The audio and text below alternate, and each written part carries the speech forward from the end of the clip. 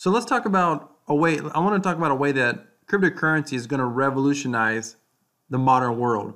And one of this is cryptocurrency's ability to not be censored. And really not just cryptocurrency, the blockchain's ability to not be censored. This kind of stuff scares me a little bit. Next level of censorship is here, the banning of URLs. Telecoms start blocking websites. Let's read this article. I personally believe that freedom is oftentimes stolen through good intentions, meaning that we're less free and in some cases less secure because of laws and regulations that are created through good intentions. Let's take a look at this. After blocking Zerohedge and others, New Zealand telcos demand big tech censorship surge to protect consumers. In the wake of last week's terror attacks at 2 New Zealand mosques, which left 50 dead, several websites which either reported on the incident, hosted footage of the attacks, or simply allowed people to engage in uncensored discussions such as Decentralized or Zerohedge, have been partially or completely blocked in both New Zealand and Australia for the sake of protecting consumers, according to the CEO of the 3 New Zealand telcos. This concerns me because how does it protect the consumer? I mean, the consumer is seeking this information. The information doesn't randomly show up on their webpage. Your internet can't arbitrarily take you to a URL, I guess, unless it has a virus. That's not what happens. Your computer doesn't turn on by itself, randomly go to Google, type in a search, or go to the address bar, type in Zerohedge to the specific page where this information's at. But yet, they feel like it's the telecoms company or the tech company's place to protect the consumer, to say, no, you should not go there. You cannot view this information. It's detrimental to your health. It's detrimental to your emotional well-being for you to go there. Therefore, we have to protect you. So we have to prevent you from having that freedom because we know what's best for you.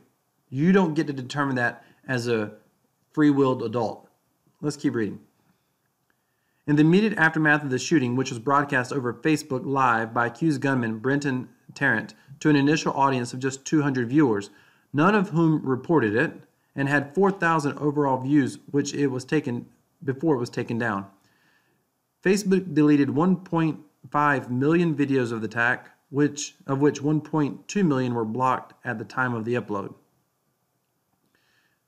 A video of the attacks is still freely available to anyone who wishes to download it from BitTorrent.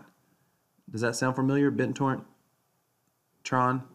By the way, I'm not in any way, shape, or form saying that this guy is justified in what he was doing. That's not the point of this article. So bear with me. The point is, if they can block this, what else can they block you from getting information to in your own best interest without you deciding whether it's in your best interest or not? A video of the attacks is still freely available. Okay.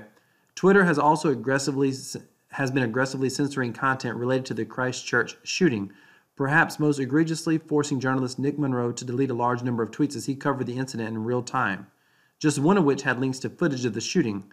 Document hosting website Scribd, I'm not even sure how you say that, Scribd, meanwhile, has been deleting copies of Tarrant's 74-page manifesto. In addition to documenting the incident, Monroe has been noting the mass censorship surrounding the shootings, as well as things such as New Zealand Herald stealth editing, a March 15th article to remove mention of a well-known Muslim local who chased a shooter and fired 2 shots at them as they sped off. Why does that matter? Why would they? By the way, I don't actually have a problem with the news site as an independent business saying we don't want this content on our site. I have problems when they stop preventing, when the telcos, which we're going to get in a minute, the telecom companies, prevent individuals from being able to access websites that they want to access. That's the part that bugs me. When it's basically nothing more than reading a news story. It's not like they're blocking something illegal like kiddie porn. No, they're blocking you from being able to read up on a local news story that is relevant to what's going on.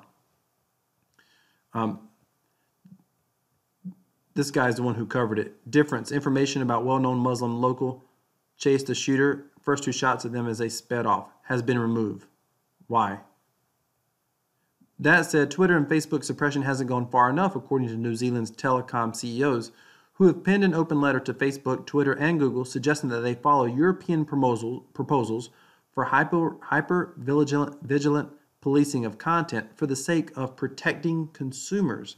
So they want you to have less access to content in your own best interest, and somebody else gets to determine which content protects you, which means that in countries that have strong dictators, for example, they oftentimes will prevent dissension.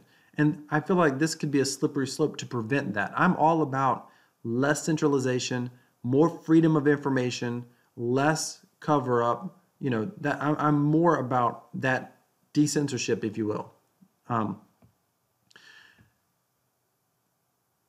Consumers have the right to be protected. Consumers have the right to be protected, whether using services funded by money or data. Now is the time for this conversation to be had, and we call on all of you to join us at the table and be a part of the solution, reads the letter. I don't understand this. Consumers have a right to be protected. All the consumer has to do is not go visit the website. He says this like the website is jumping out, affecting your mental and emotional well-being. I mean, it's just crazy. Zerohedge banned again. Less than a week after Facebook mistakenly banned us for 2 days with no explanation following several reports which were critical of the social media giant, we learned that Zerohedge has now been banned in New Zealand and Australia, despite the fact that we never hosted video footage of the Church Christ attack. We were not contacted prior to the censorship. Instead, we have received a steady flood of people noting that the site is unavailable in 2 countries unless a VPN is used. Do you guys know Zerohedge is blocked at the ISP level in Australia? New Zealand put lots of sites on block to keep Kiwis safe from real information. Isn't that amazing? Wow, and just like that, Zerohedge is also banned. I'm the guy who said that the center is down for me here in New Zealand. I'm on Vodafone for an ISP. Vodafone is a internet service provider, ISP. Site's down. Well, it just turned on the VPN, and Zerohedge is now available. So there we have it. Censorship is in full swing here in New Zealand. Here's what's crazy about this. People often say, why do you need a VPN if you're not trying to hide anything? First of all, you have a right to privacy. Everybody has a right to privacy, in my opinion. But this is one reason to have a VPN, so you can get around potential censorship currently. All of this, if the internet was on the blockchain, and there are companies working to try to create this, this problem would probably 100% solved. You would have to literally shut down the internet. It was not easy to, and it would be difficult to shut down the internet. You'd have to shut down the power grid or electricity just about. I mean, you could, but it becomes challenging if the internet is more decentralized on the blockchain and exists only on the blockchain, such as something like Substratum's trying to do or MadeSafeCoin. And while Australia and New Zealand account for a negligible amount of traffic to Zerohedge, the stunning arrogance of New Zealand and Oz telcos to arbitrarily impose nanny state restrictions on content is more than a little disturbing, and should, at least in a so-called democracies, be subject to majority vote. Also banned down under are the Chans like 4chan and video hosting platform LiveLeak, among others. The letter continues, you may be aware that on the afternoon of Friday the 15th, March, 3 of New Zealand's largest broadband providers, Vodo NZ, Spark, and 2 Degrees, took the unprecedented step to jointly identify and suspend access to websites that were hosting video footage taken down by the gunman related to the horrific terrorism incidents in Christchurch, reads a joint letter from Vodafone, Jason Paris, New Zealand Telcos, Spark, and 2 Degrees. Simon Mooter, Stewart, Sheriff. As key industry players, we believe this extraordinary step was the right thing to do in such extreme and tragic circumstance. Other New Zealand broadband providers have also taken steps to restrict availability of this content, although they may be taking a different approach technically, the letter continues. We also accept it is impossible as internet service providers to prevent complete access to this material, but hopefully we have made it more difficult for this content to be viewed and shared. Reducing the risk our customers may inadvertently be exposed to, reducing the risk that our customers may inadvertently be exposed to it, and limiting the publicity the gunman was clearly seeking. Inadvertently exposed to it because they can't pause it, they can't stop it. Anyway, internet service providers are the ambulance at the bottom of the cliff and blunt tools involving the blocking of sites after the fact. The greatest challenge is how to prevent this sort of material being uploaded and shared on social media platforms and forums. We call on Facebook, Twitter, and Google, whose platforms carry so much content, to be a part of an urgent discussion at an industry and New Zealand government level on an enduring solution to this. So while the telcos have defended their decision to censor a wide swath of material in order to shield people from dangerous information, and have engaged social media platforms to commit to European-style information control, Kiwis and Australians will only get to know what the technocracy approves in order to protect consumers, unless they set aside 15 seconds and use a VPN. I would love to know what you think about this. I do see two sides of this story, but not that it necessarily should be censored.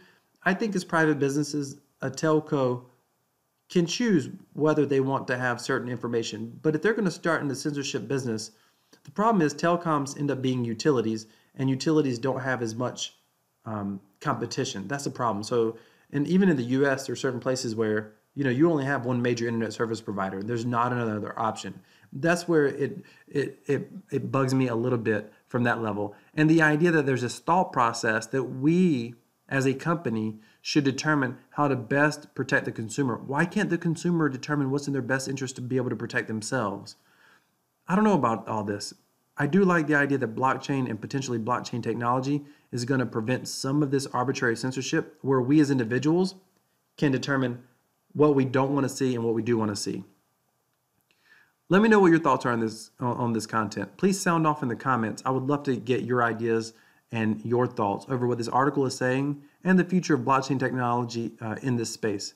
And if you're less interested in this stuff and you're more interested just on finding a way to earn a passive income with cryptocurrency, then take a look at my Dutron playlist at the very end of this video, probably the top right-hand side.